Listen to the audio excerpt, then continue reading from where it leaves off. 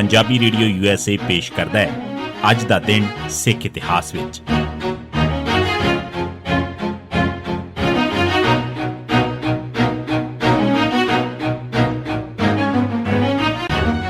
ਸਿੱਖ ਇਤਿਹਾਸ ਦੀਆਂ ਘਟਨਾਵਾਂ 'ਚ 10 ਜੂਨ ਦਾ ਦਿਨ 1716 ਬੰਦਾ ਸਿੰਘ ਬਹਾਦਰ ਦੇ ਬਾਕੀ 17 ਸਾਥੀ ਚਾਂਦਨੀ ਚੌਂਕ 'ਚ ਸ਼ਹੀਦ ਕੀਤੇ ਗਏ। 7 ਦਸੰਬਰ 1715 ਦੇ ਦਿਨ ਗ੍ਰਿਫਤਾਰੀ ਮਗਰੋਂ ਬੰਦਾ ਸਿੰਘ ਤੇ ਉਸਦੇ ਬਾਕੀ ਸਾਥੀਆਂ ਨੂੰ ਦਿੱਲੀ ਲਿਜਾਇਆ ਗਿਆ। ਇੱਥੇ ਉਹਨਾਂ ਨੂੰ ਮੁਸਲਮਾਨ ਬਣਨ ਦੀ ਸੂਰਤ 'ਚ ਜਾਨ ਬਖਸ਼ੀ ਦੀ ਪੇਸ਼ਕਸ਼ ਕੀਤੀ ਗਈ। 9 ਜੂਨ 1716 ਦੇ ਦਿਨ ਬਾਦਸ਼ਾਹ ਨੇ ਹੁਕਮ ਦਿੱਤਾ ਕਿ ਇਬਰਾਹੀਮ-ਉਦ-ਦੀਨ ਮੀਰ ਆਤਿਸ਼ ਤੇ ਸਰਬਰਾਹ ਖਾਨ ਕੋਤਵਾਲ ਬੰਦਾ ਸਿੰਘ ਨੂੰ ਤਰਪੋਲੀਆ ਦੇ ਕਿਲੇ 'ਚੋਂ ਖਵਾਜਾ ਕੁਤਬੁੱਦੀਨ ਦੀ ਦਰਗਾਹ ਦੇ ਨੇੜੇ ਲਿਜਾਣ ਤੇ ਉਸ ਨੂੰ ਤਸੀਹੇ ਦੇ ਕੇ ਕਤਲ ਕਰ ਦੇਣ। ਬੰਦਾ ਸਿੰਘ ਨੂੰ 9 ਜੂਨ ਨੂੰ ਸ਼ਹੀਦ ਕੀਤਾ ਗਿਆ ਤੇ ਉਸਦੇ ਬਾਕੀ ਸਾਥੀਆਂ ਨੂੰ ਅਗਲੇ ਦਿਨ 10 ਜੂਨ ਨੂੰ ਸ਼ਹੀਦ ਕੀਤਾ ਗਿਆ। 1957 ਕਵੀ ਤੇ ਨਾਵਲਿਸਟ ਭਾਈ ਵੀਰ ਸਿੰਘ ਦੀ ਮੌਤ।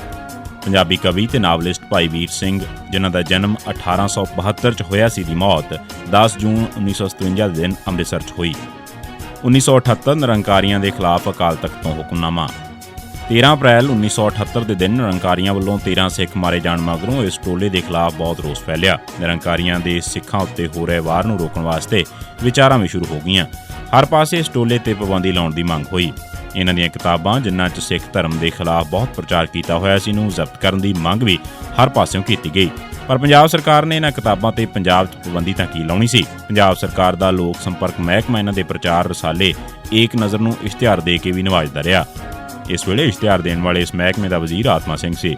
ਇਸ ਸਾਰੇ ਹਾਲਾਤ ਨੂੰ ਮੱਦੇਨਜ਼ਰ ਰੱਖਦਿਆਂ ਸ਼੍ਰੋਮਣੀ ਗੁਰਦੁਆਰਾ ਪ੍ਰਬੰਧਕ ਕਮੇਟੀ ਨੇ ਸਿੱਖਾਂ ਦੀਆਂ ਵੱਖ-ਵੱਖ ਜਥੇਬੰਦੀਆਂ, ਵਿਦਵਾਨਾਂ ਤੇ ਹੋਰ ਸਰਕਰਦਾ ਸ਼ਖਸੀਅਤਾਂ ਦੀ ਇੱਕ ਕਨਵੈਨਸ਼ਨ ਅੰਮ੍ਰਿਤਸਰ 'ਚ 17 ਮਈ 1978 ਦੇ ਦਿਨ ਸੱਦੀ। ਇਸ ਕਨਵੈਨਸ਼ਨ 'ਚ ਗੁਰਮਤਾ ਪਾਸ ਕਰਕੇ ਅਕਾਲ ਤਖ਼ਤ ਸਾਹਿਬ ਨੂੰ ਅਰਜ਼ ਕੀਤੀ ਗਈ ਕਿ ਨਿਰੰਕਾਰੀਆਂ ਦਾ ਸਮਾਜਿਕ ਬਾਈਕਾਟ ਕਰਨ ਵਾਸਤੇ ਇੱਕ ਹੁਕਮਨਾਮਾ ਜਾਰੀ ਕੀਤਾ ਜਾਵੇ। ਇਸ ਹੁਕਮਨਾਮੇ ਨੂੰ ਤਿਆਰ ਕਰਨ ਵਾਸਤੇ ਇੱਕ 7 ਮੈਂਬਰੀ ਕਮੇਟੀ ਬਣਾਈ ਗਈ। ਇਸ ਕਮੇਟੀ ਵੱਲੋਂ ਤਿਆਰ ਕੀਤਾ ਹੁਕਮਨਾਮਾ ਸਾਧੂ ਸਿੰਘ ਭੌਰਾ, ਮੁੱਖ ਸੇਵਾਦਾਰ ਅਕਾਲ ਤਖ਼ਤ ਸਾਹਿਬ ਨੇ 10 ਜੂਨ 1978 ਦੇ ਦਿਨ ਜਾਰੀ ਕੀਤਾ। ਇਸ ਹੁਕਮਨਾਮੇ 'ਚ ਸਿੱਖਾਂ ਨੂੰ ਨਿਰੰਕਾਰੀਆਂ ਨਾਲ ਰੋਟੀ ਬੇਟੀ ਦੀ ਸਾਂਝ ਤੇ ਹੋਰ ਸਬੰਧ ਰੱਖਣ ਤੋਂ ਰੋਕ ਦਿੱਤਾ ਗਿਆ। 1984 ਦਰਬਾਰ ਸਾਹਿਬ ਤੇ ਹਮਲੇ ਦੇ ਵਿਰੋਧ 'ਚ ਕੈਪਟਨ ਅਮਰਿੰਦਰ ਸਿੰਘ ਤੇ ਦਵਿੰਦਰ ਸਿੰਘ ਗਰਚਾ ਨੇ ਕਾਂਗਰਸ ਪਾਰਟੀ ਤੇ ਲੋਕ ਸਭਾ ਤੋਂ ਅਸਤੀਫਾ ਦਿੱਤਾ। ਦਰਬਾਰ ਸਾਹਿਬ ਤੇ ਹਮਲੇ ਵਿਰੁੱਧ ਰੋਸ ਵਜੋਂ ਕੈਪਟਨ ਅਮਰਿੰਦਰ ਸਿੰਘ ਤੇ ਦਵਿੰਦਰ ਸਿੰਘ ਗਰਚਾ ਨੇ 10 ਜੂਨ 1984 ਦੇ ਦਿਨ ਪਾਰਲੀਮੈਂਟ ਦੀ ਮੈਂਬਰੀ ਤੇ ਕਾਂਗਰਸ ਤੋਂ ਅਸਤੀਫਾ ਦਿੱਤਾ। ਇਹਨਾਂ ਨਾਲ ਬੂਟਾ ਸਿੰਘ ਨੇ ਵੀ ਅਸਤੀਫਾ ਦੇਣ ਦਾ ਪਲਾਨ ਬਣਾਇਆ ਸੀ, ਪਰ ਬਾਅਦ ਵਿੱਚ ਉਸ ਦਾ ਦਿਲ ਬੇਈਮਾਨ ਹੋ ਗਿਆ ਤੇ ਉਹ ਮੁੱਕਰ ਗਿਆ ਤੇ ਸਿੱਖਾਂ ਤੇ ਜ਼ੁਲਮ ਕਰਨ 'ਚ ਭਾਈਵਾਲ ਬਣਿਆ ਰਿਹਾ। ਇਹ ਸੀ ਸਿੱਖ ਇਤਿਹਾਸ ਦੀਆਂ ਘਟਨਾਵਾਂ 'ਚ 10 ਜੂਨ ਦਾ ਦਿਨ। ਸੁਣਦੇ ਰਹੋ ਪੰਜਾਬੀ ਰੇਡੀਓ USA।